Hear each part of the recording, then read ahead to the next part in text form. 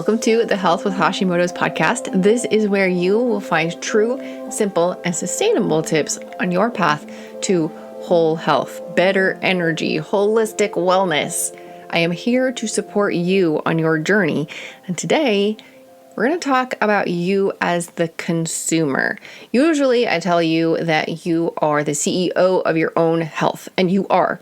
And this is going to be a little bit related to that, but let's change the wording and talk about you as a consumer. So let's take makeup. Now, I don't really wear makeup, but that's okay. You might. And no matter what, you're going to understand this analogy. Let's say that you walk into your favorite store where you usually get makeup. Now, you might like the high-end makeup. You might like the, dollar section makeup. But you walk in and you have it all in front of you. You get to look at it. You get to analyze the colors. You get to figure out what kind of foundation you want. Do you want the matte one? Do you want the shiny one? Do you want the liquid one? Do you want the powder one? There's so many choices. You evaluate it all. You pick it up off the shelf. You put it in your basket and you go check out. Then you go home and you put it on. That's how it works, right? And if one of them, you get it home and it's defective. Let's say you open it up and it's moldy or it's expired. You're going to go back to the store and you're going to make it right? That's how we work as a consumer. Now let's put that into the world of healthcare. You go to your favorite store to get makeup, but they say, no, wait. First of all, you don't know enough to look at that makeup. We need to pair you with a stylist. And then the stylist is the one to say, you need solid. You can't have liquid. Your skin, your personality, your budget, you need a solid makeup, not liquid. And then the stylist says, you need this specific color. And you're like, well, wait, but it's springtime and I know I'm going to get a tan. So I know that actually I need a shade darker. Nope, your stylist knows. So they decide what you're going to get. And then they look at your budget and they decide, or maybe even the store will talk to the stylist and the store will say, oh, okay, so this is the color, this is the formula that you picked out, but I know her budget and she needs the high end. Or she can't have the high end. She needs the low end. Oh, she budgeted for the high end? Nope, I don't care. She needs the low end. I don't care how much she is willing to spend on this. She is going to get exactly what we say. And then you finally check out and you pay the stylist, not the store. Well, that would be weird. And then you get home and the makeup is defective. Well, then what are you going to do? The person you paid was not the person who gave you the actual end goods. So how do you make that right? Isn't that totally screwed up? You would never put up with that crazy system for most things that you are a consumer of. And yet, that is what happens in healthcare. In healthcare, you go to your doctor or nurse practitioner or PA. If you're in Canada, you don't even get to decide who that is. There's a 2-year waiting list to get into a doctor. In the US, we think that we have to wait. We don't wait for hardly anything for healthcare in the US. We can go and make a doctor's appointment. And if we don't like that doctor, we can fire them and get a different one. We can even go interview different providers, whether it's nurse practitioners or physicians or physician's assistants. We have so much freedom to pick. In Canada, you could be on a waiting list for up to 2 years for a family practice doctor. And then you could get into that doctor and totally hate their philosophy on medicine. You could totally hate their bedside manner and you're stuck.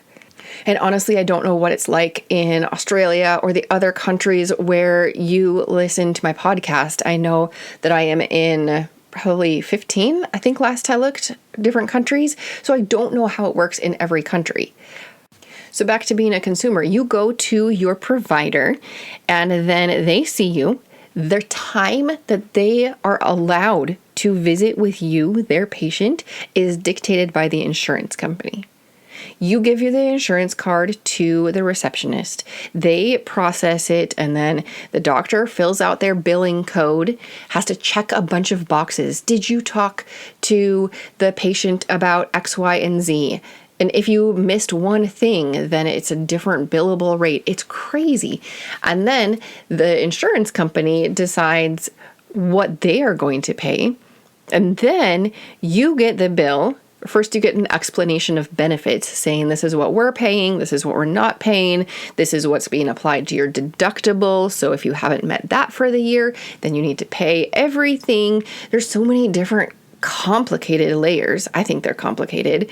And then you finally get the bill from the doctor's office and you pay that.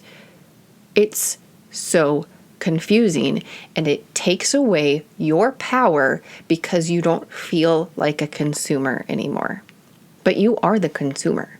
You are the end user.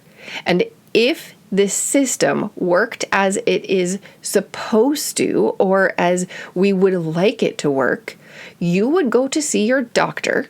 You would have a great relationship. Your doctor would spend the time with you that is needed in order to listen adequately, to ask the questions needed, to do an evaluation, to give you a diagnosis, to discuss what medications and diet and lifestyle could impact this diagnosis, to discuss which ones are right for you, and then help you figure out how to implement that. Now, obviously, that is not all the doctor. A lot of that, especially the patient education, is usually done or traditionally trained by nurses. But right now, in healthcare, in the United States, that does not happen. You go in and the insurance company runs the show. They are behind the scenes. We never see a face of the insurance company, but they run the scenes.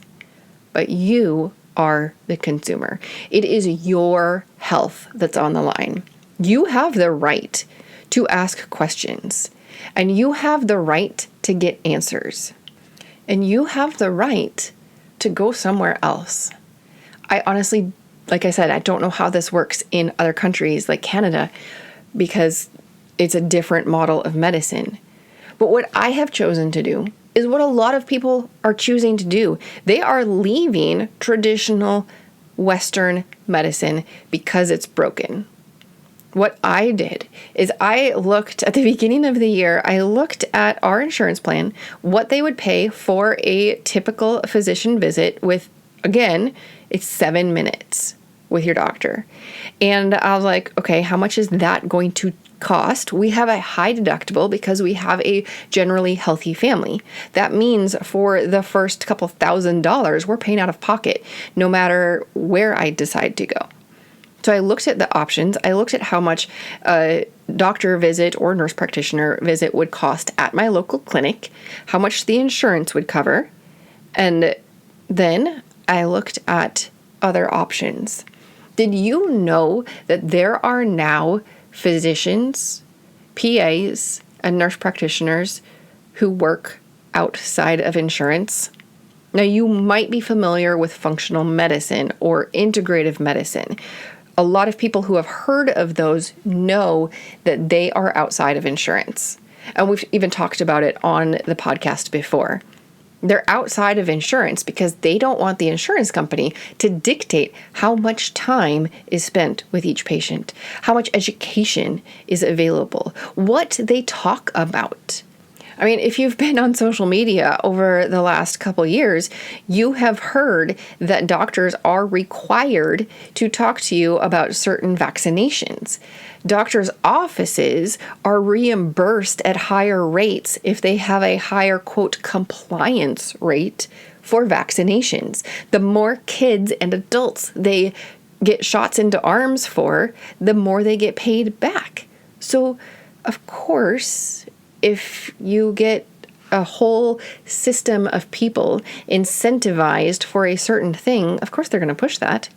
So anyway, there are a lot of people who have decided to leave that insurance care model. And you're the consumer. You get to pick. You get to decide am I going to also leave the insurance care model? Now, as far as I know, you are still legally required to carry health insurance. That was the whole Obamacare. You get penalized at tax time if you don't have insurance, if you don't carry it. So how you're going to navigate that, again, is your choice as the consumer. Now, I still carry insurance. I just don't choose to go to a physician that abides by the insurance rules, because when I see my nurse practitioner, we have an entire half hour together. We get to actually, do a little small talk at the beginning. I get to share what's going on, what I've tried, how things have responded. She gets to listen. Did you know that most doctors and nurse practitioners and PAs can diagnose somebody after 90 seconds of listening? They did a study 10, 20 years ago that discovered that 90 seconds of listening, but most providers interrupt after 27 seconds, and that number has actually gone down. 27 seconds. So when I see my nurse practitioner, we have a whole 30 minutes together. She can listen. She can ask questions. And then when together we figure out, okay, this is what's going on. This is what we've tried. I have tried. This is how I responded. This is on the table. These are my goals. Then she gets to say, okay, what about this and this and this?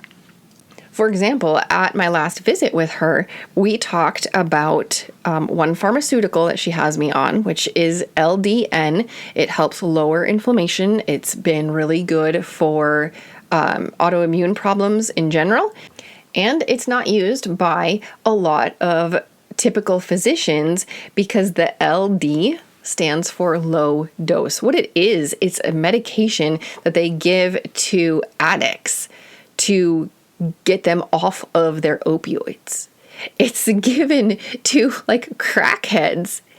But they found out that when they give it in super low doses, it helps with autoimmune problems. It doesn't have anything to do with that I have an addiction or that I abuse prescription medications.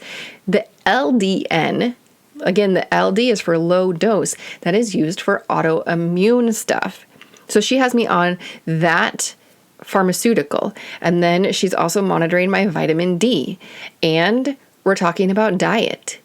So we talk about how my body and mind and spirit responded to those things that we talked about at the last visit. And then we talk about how we're going to progress. She said, stay on the LDN. I think it's making a really big difference, and I want to see how it impacts your health over the next couple months. But my goal is to get you off all pharmaceuticals. She straight out said that. When is the last time you heard your provider say, I want to get you off of all pharmaceuticals? It's unheard of. And that's why I love to work with people outside of the insurance care model, because she is looking out for my best interest. She is looking at the whole picture, and she is helping me with a conversation figure out what's the best next step. And when I am done with my appointment with her, I pay her. I pay her directly. And that means that it feels like a consumer relationship. It's like I walked into my favorite department store and I checked out all of the makeup and I figured out exactly what I wanted. And then I went to the checkout and I paid for it.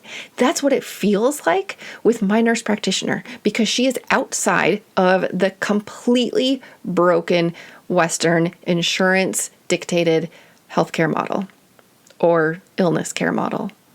And I love it. So where does this leave you? Well, you can look for somebody who's outside of the traditional insurance dictated model.